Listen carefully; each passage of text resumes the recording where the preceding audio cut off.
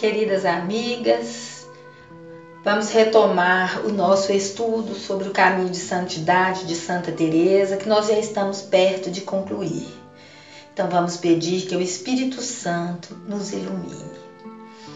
Então, hoje o nosso assunto são as sextas moradas.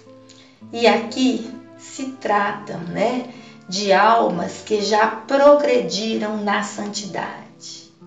Depois de romper com os pecados, procurar fazer a vontade de Deus, de fazer muitas renúncias e de ter o nosso coração dilatado de amor por Deus e passar por transformações, como a gente viu a da borboleta, chegamos às sextas moradas, ok? Aqui são almas apaixonadas profundamente por Deus e o desejo de estar com Ele está acima de qualquer condição. E o próprio Deus também está muito interessado nestas almas e as presenteia com experiências profundas. Aqui Santa Teresa começa a falar dos êxtases que são dados por Deus no momento em que Ele quer. E ela fala também da dificuldade, de explicar essas experiências.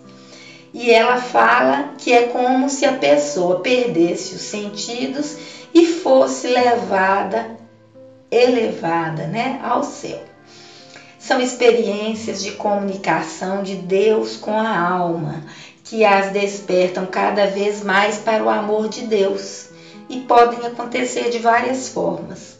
São experiências rápidas, mas que ficam gravadas profundamente na alma da pessoa, E deixam uma sensação de muita paz. E a pessoa também tem a certeza do amor e da graça de Deus. E muitas coisas são reveladas a esta alma. E elas sentem como se Deus fosse um enorme diamante e que tudo está contido nele, E essas experiências enriquecem muito as almas, tanto em aprendizado como em virtudes, ok? Então, Teresa define também as sextas moradas como a morada das pessoas que estão feridas pelo amor de Deus. São almas que já se decidiram inteiramente por Cristo, E são almas que, por terem essas experiências, elas são muito incompreendidas, porque além de ser difícil de descrevê-las, as pessoas duvidam, acham que elas não são santas o suficiente para tê-las. E é difícil também encontrar confessores e diretores espirituais que possam ouvi-las, compreendê-las e orientá-las. Então, aqui, essas moradas são também chamadas de moradas do noivado espiritual. O aposento do rei e o encontro com o amado está cada vez mais próximo. Mas ainda não há um casamento espiritual, Porém, o noivo não é muito acessível, não está sempre à disposição ou ao alcance da amada. É como se ele fosse difícil, Lembram do encontro de Maria Madalena com Jesus na manhã da ressurreição? Madalena viu Jesus e quando ela foi tocá-lo, ela não pôde, Ele não permitiu e logo desapareceu. Então é mais ou menos isso, Ela vê, mas não pode tocar. Ela tem, mas não pode possuí-lo. Então, a alma que ora faz profundas e intensas experiências com Deus, ora é como se Deus não a escutasse mais, Suas orações não são respondidas. Então, a alma passa por momentos prolongados de aridez, de deserto, o que São João da Cruz chamou de noite escura. E ela só dá conta de passar por esses momentos e só suportam essas privações, esse sentimento de serem abandonadas por Deus, porque já conquistaram um elevado grau de santidade. Elas já progrediram no amor e já cresceram em virtudes. Então são almas bastante elevadas e que sabem, que recebem esta graça do próprio Deus para suportar esta união árida com Ele, né? Elas sabem que a coragem para enfrentar esses momentos vem do próprio Deus e que mesmo no silêncio Ele não as abandona. Elas sabem reconhecer a Deus no sofrimento. Lembram daquela passagem de Jesus caminhando nas águas para ir ao encontro dos discípulos que estavam na barca? E que os discípulos viram aquilo, ficaram com medo, achando que era um fantasma. Então Jesus o que falou para eles? Não tenham medo, coragem, sou eu. Então elas sabem que no sofrimento é Jesus que está presente, tá? Que é uma visita dele. Então aqui existem, além da aridez, experiências místicas profundas que Teresa chamou de arroubos ou arrebatamentos, e que a alma desejam que se repitam cada vez mais. Mas Deus as presenteia com essas sensações quando Ele quer, né? E elas têm o desejo, né, de cada vez mais se aproximarem de Deus, e esse desejo, quanto mais elas experimentam, mais intenso é. Por isso elas conseguem resistir e suportar o sofrimento, porque têm a certeza de que o sofrimento as aproxima de Deus e que elas serão recompensadas por Ele.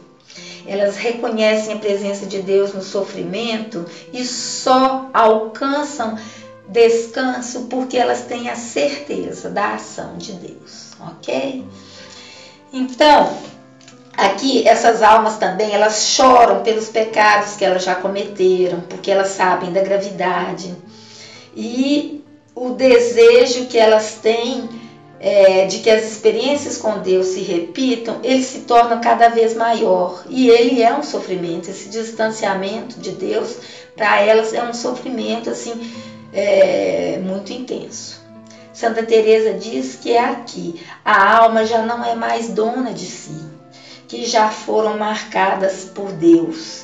Elas já lhe entregaram sua inteligência e sua vontade. E não só desejam fazer a vontade de Deus, não só já têm a mentalidade de Deus, mas elas também desejam ter os mesmos sentimentos de Deus. E tudo aqui é transfigurado pelo próprio Cristo. Teresa usa uma expressão assim que ela fala: ele roubou meu coração, mas não levou. Né? E ela deseja que ele leve esse coração o mais rápido que ele possa fazê-lo. E é nesse processo, né, o sofrimento que essas almas passam, eles atuam como purificação para elas, para corrigir alguma imperfeição que ainda pode restar, tá? Elas aceitam o sofrimento com resignação, porque elas têm a certeza de que elas vão encontrar a Deus e para elas tudo mais já não tem muito valor. Teresa diz que esse desejo vem do mais profundo da alma. E são também nessas moradas, onde as almas ficam marcadas pela experiência com Deus, que ocorre com Teresa a experiência da transverberação, que ela descreve da seguinte forma: veio um anjo, né, um querubim, com um dardo de ouro nas mãos, né, uma flecha, cuja ponta era de ferro e continha fogo, e ele a feriu no coração. Então ela fala que ela sentiu uma dor imensa, tanto no físico como na alma, mas que era uma sensação maravilhosa do amor de Deus. Então realmente, né, é difícil não só de descrever, mas da gente imaginar também, né, esse misto de dor e de amor. E depois que Teresa morreu, quando foram exumar o seu corpo, foi realmente encontrada no coração dela uma cicatriz que tinha realmente uma marca, como se ele tivesse sido cauterizado. Então não restou dúvida de que ela teve essa experiência, ok?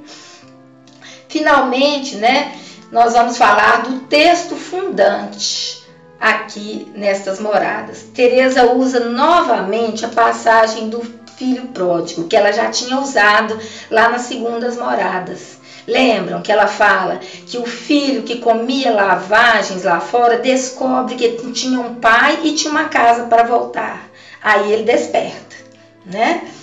E aqui ela já usa outro momento do texto.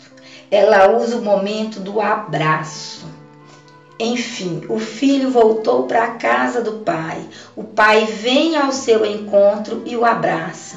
E quando acontece esse abraço, né, ele pode até doer, porque é o que a gente acabou de falar. Existem algumas coisas que ainda precisam de ser purificadas. Então, às vezes, é uma situação de sofrimento, uma enfermidade, né, que Deus vem e abraça. Mas é um abraço que pode ser para purificar essa alma. Ok, gente? Então, seja lá onde quer que estejamos, o importante é que nós tenhamos também a certeza da graça de Deus e procurar viver o que Deus tem reservado para nós, ok? E Teresa, ela nos adverte que o único caminho que ela conhece para chegar a Deus é Jesus Cristo. Isso também é bíblico, né? E ela não conhece realmente outra forma de se encontrar com Deus a não ser de conhecer a Jesus por meio das Escrituras, de amá-lo e celebrá-lo por meio da liturgia e da Eucaristia e de servi-lo através dos irmãos. E finalmente, ela fala que nós possamos um dia dizer como São Paulo: viver para mim é Cristo, morrer para mim é ganho. Amém?